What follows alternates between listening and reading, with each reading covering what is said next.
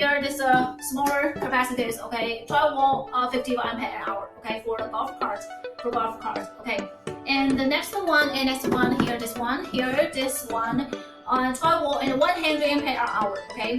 Okay, if you're interested in, chat with me. We'll send you all the details. Okay, different models. Okay, Okay, this one, 5 volt, 50 ampere an hour. And this one, 20 volt, 100 ampere an hour. Okay, last two models.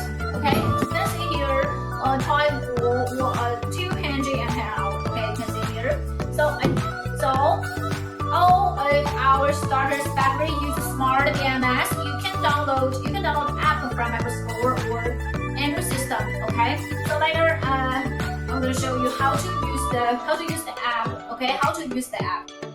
First, open the Bluetooth of your phone.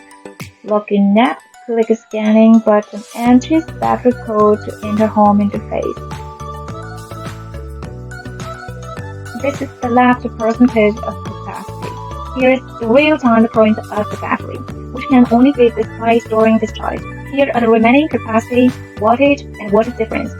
This is internal temperature of the battery.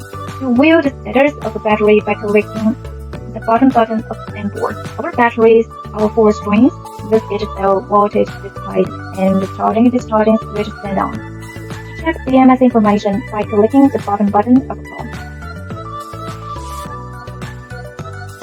Read the history record by clicking the bottom button of the hist.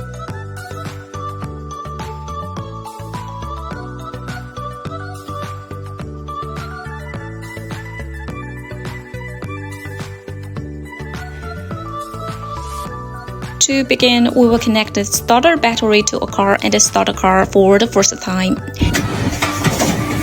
Next, we will proceed to submerge the battery into water. Once the battery is submerged, we would attempt to start car once again.